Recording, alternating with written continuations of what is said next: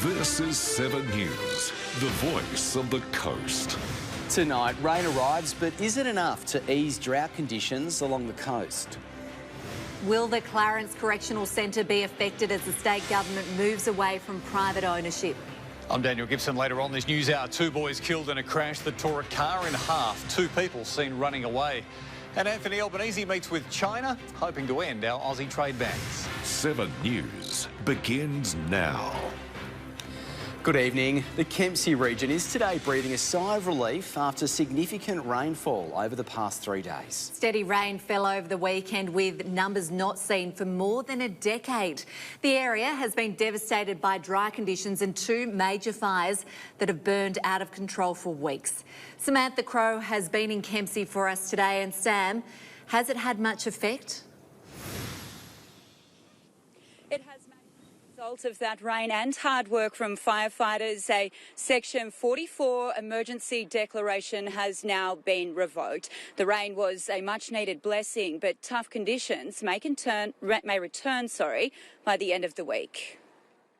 In a recent trend, jails interstate and overseas are being reclaimed by the public sector. The federal US has now taken back all their private jails. The ultimate goal of private enterprise is to drive down costs and maximise profits. The union's claiming it's a dangerous blend in priorities. The staff have been lowly paid. That leads to high staff over.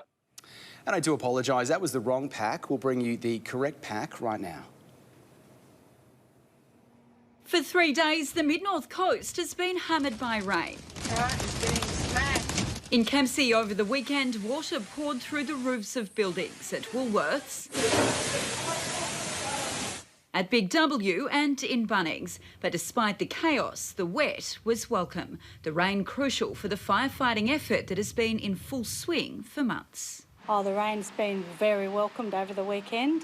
We had great weather on the coast, or rain on the coast, which has fully extinguished our fire at Maguires Road. The fire at Willy Willy Road, where 7 homes and 1 life were lost, now also at the mopping up stages. Great relief, and good to see that the volunteers can now have a well-earned rest. Hopefully we get a rest for longer. This rain is only meant to be here for a few days before we return back to the hot conditions again. Yesterday was the wettest November day in the Kempsey region for 14 years. Ultimate quality, and the Kempsey simply stands out with about more than 80 to 100 millimetres of rainfall in the last 2 days. However, the rain didn't fall far enough inland to do much to help the dry or the level of the river. The rain fell in our lower catchment, sort of that coastal strip.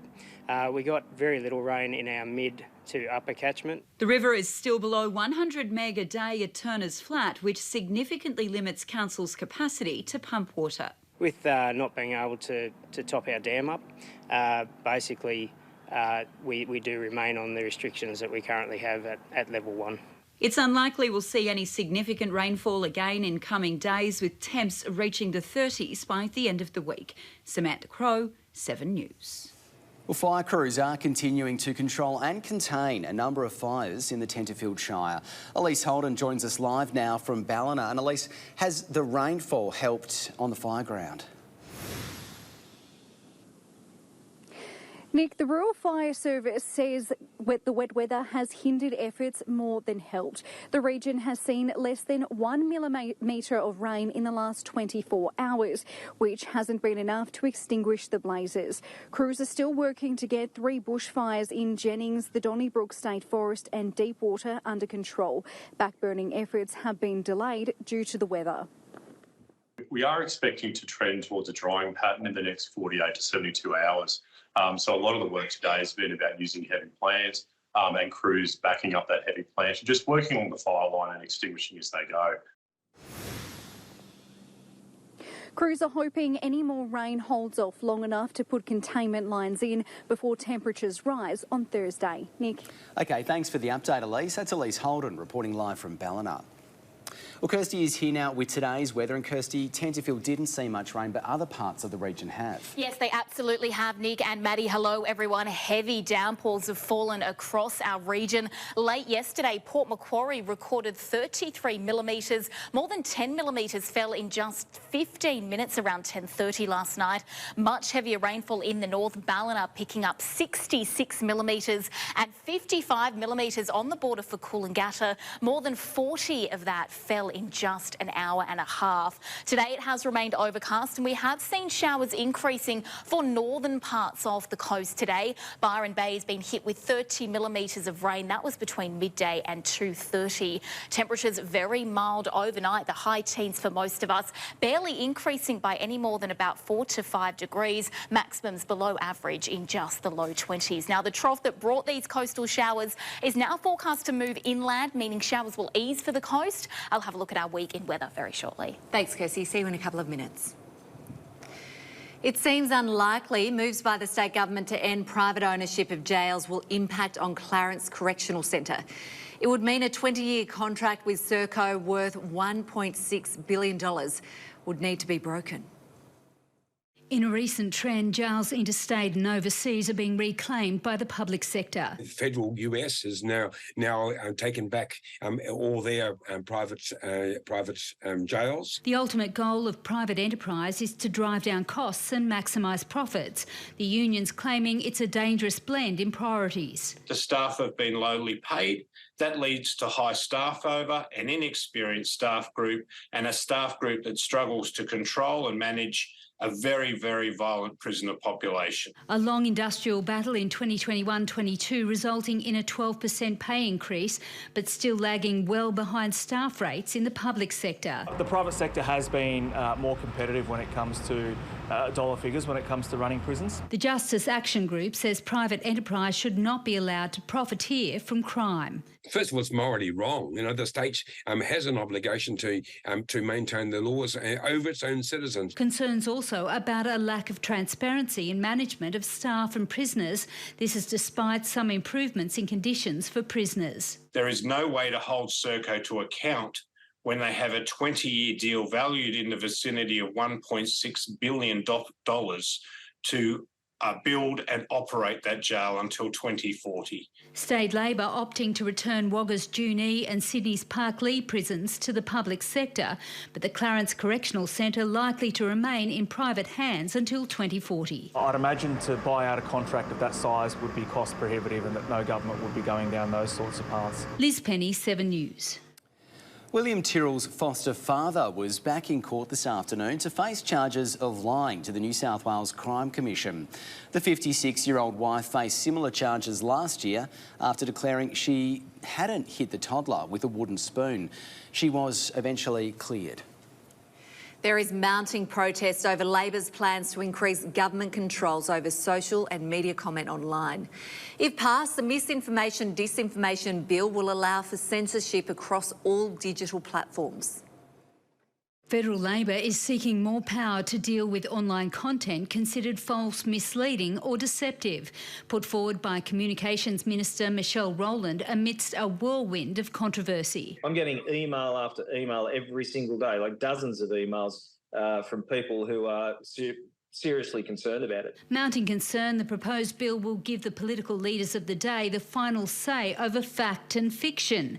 Fears it will lead to censorship, impair healthy debate and erode freedom of speech. If you can't stand up and declare what you believe is the truth, and as long as you do it respectfully, and you can be punished for that, that's just not democracy. A position shared by the federal coalition. When you start telling people what they can read or what information can go to them, we're talking China, we're talking complete censorship. The proposed changes to the Broadcasting Services Act will be overseen by the Australian Communications and Media Authority, empowering them to exclude content likely to cause or contribute to serious harm. Well, it's a bit of a joke, isn't it? Who can declare truth? Who is the arbiter of truth? The bill expected to gain traction in the lower house with support from the Greens and Teal independents. We hope that once it gets to the Senate, it'll be blocked by the coalition in concert with Pauline Hanson and other independents. Minister Rowland's office told 7 Today she was unavailable for comment. Liz Penny, 7 News. Community organisations at the front of flood recovery have come together today to brainstorm ideas on how they can better respond when a disaster hits. They say being prepared, communication and funding is key to helping people. It was the biggest natural disaster to hit the northern rivers. No one was prepared for how much water during last year's floods brought to the region. We were in immediate response mode. We were trying to open doors. We were trying to provide dry, safe places.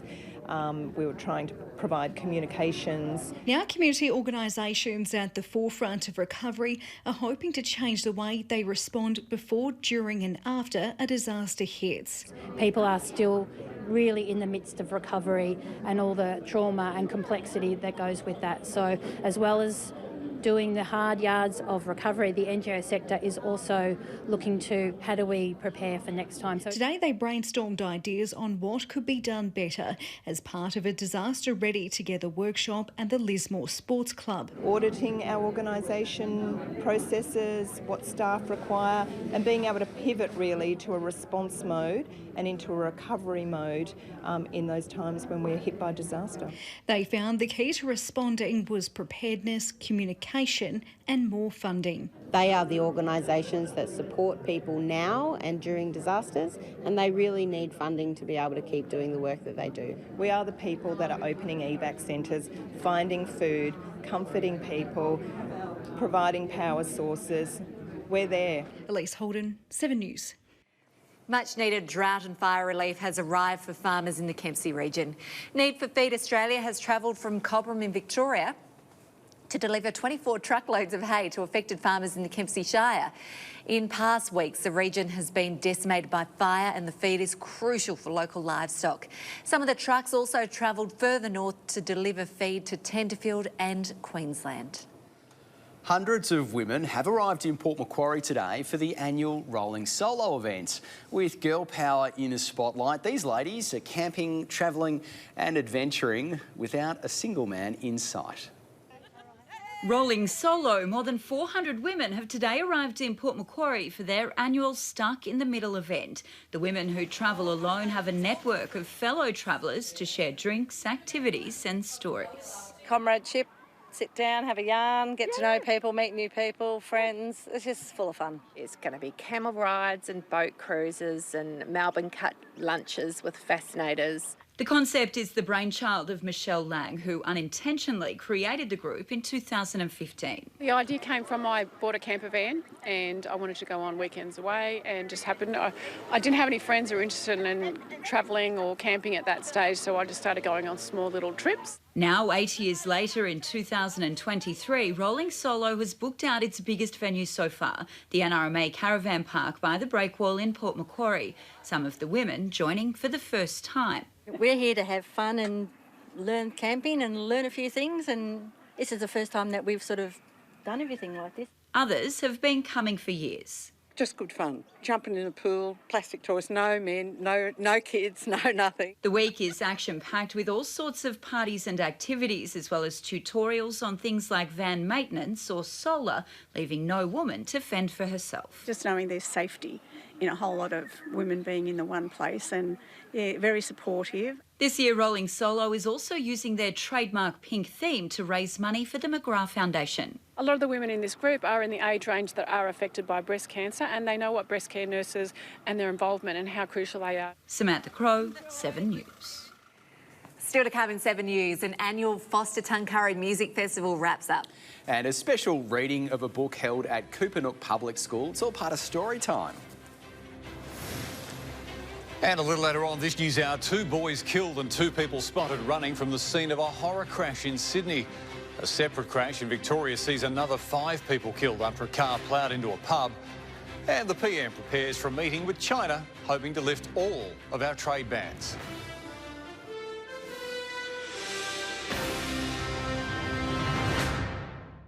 Welcome back. The rain did little to dampen the spirits at Foster Tuncurry's 10th annual Lakeside Festival. It was a weekend of live music and good food accompanied by the backdrop of Wallace Lake.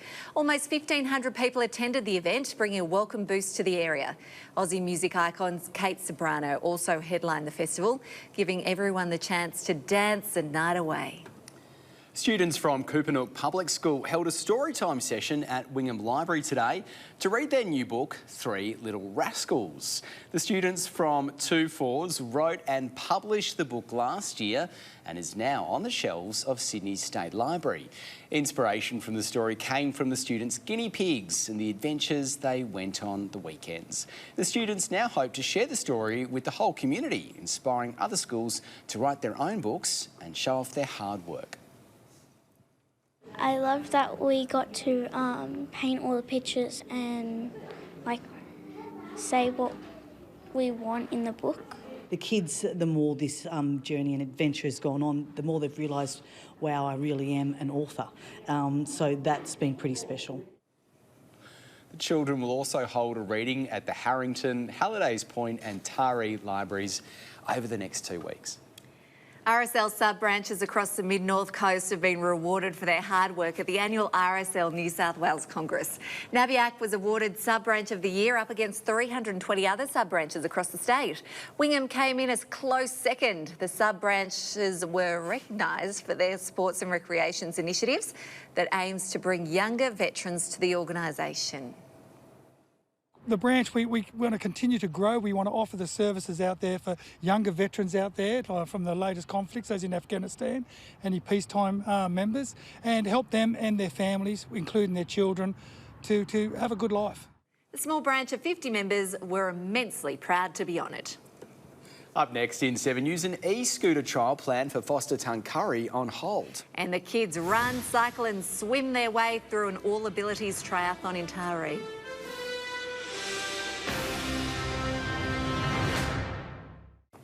It was a day for the All Abilities competitors at Foster Triathlon Club's annual event on Sunday. Around 50 kids took part with the hope to encourage them to try something new, all while having fun. Kids getting out and giving it a go. Foster Tri Club held its annual All Abilities Kids Triathlon on Sunday. Yes, we had the All Abilities Kids Try on Sunday. We dodged the rain, which was fantastic. So yeah, we had a great turnout. We had more than 50 kids turn up with their parents and carers. The event was modified so all Abilities competitors could take part, with children aged 5 to 17 getting involved. Look, it's great for kids in a whole heap of ways. So sport generally is great for everyone. I guess triathlon is a little bit different because it's not just one activity. You actually have to think through 3 different activities plus also transition between them. The kids started in the pool, paddling their way to the finish line where they then tackled the run and bike legs of the event. Competitors from as far as Newcastle were involved, all giving it their best shot and coming home with a medal. So it's great just to see them have a go and then you go, oh, I've done that. And then in life that pushes you into other parts of life where I've done this, maybe I can tackle that too and that won't be so scary. Foster Tri Club is now preparing for their annual women's triathlon in January next year. The girls only try in January. It'd be great for the mums to come and have a go. Hannah Hartup, 7 News. The Tweed Colts have taken out another win in round 5 of the Cricket Coastal League against Tintinbar East Ballina. Skipper and opening batsman Dave Daru won the toss for Ballina and elected to bat first. The team were bowled out for 161.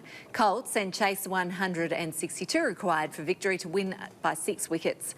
Tweed remains undefeated this season. This weekend they'll play Murwillumbah at Dave Burns Field, while Tintinbar East Ballina take on Pottsville at Seabreeze Oval. The shared e-scooter trial for Foster Tuncurry is now on hold. The company running the trial, Bird, has pulled out and now Mid Coast Council is working to secure another operator. The 12-month trial was expected to begin on November 15 but will now most likely be delayed. Still to come in 7 News, Kirsty's in with your local weather forecast. Don't go anywhere.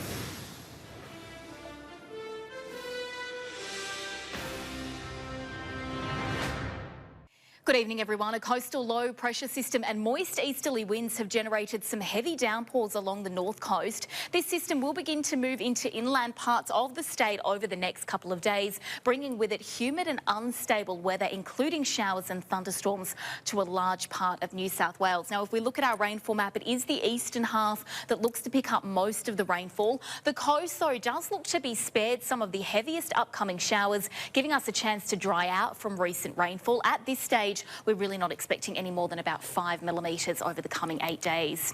On to our Tuesday weather, some early morning showers are forecast for some ahead of a partly cloudy afternoon. There's about a 30 to 40% chance of only a millimetre or two. Temperatures still sitting around the low 20s for most, the mid-20s a little further inland at Grafton, with quite a high humidity and an easterly breeze. These maximums in the low 20s, about 5 degrees cooler than average.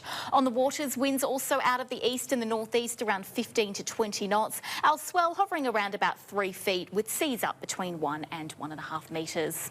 On to the middle of our working week now. The highest chance of showers is likely through inland areas into the afternoon and evening. Temperatures, the low 20s for Dorrigo, the mid-20s for Nambucca Heads and for Port Macquarie, but there is a chance of storms developing. Winds also increasing in speed, northeasterly up about 30 kilometres an hour. Evans Head, a mostly fine top of 24.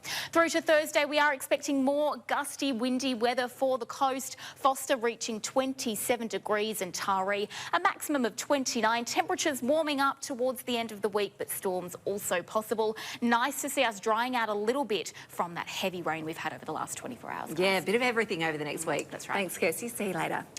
And that is all we have time for tonight. Thanks for watching. Right now, though, Dan has your national news. Have a lovely night. See you again tomorrow night from 6 o'clock. See you there.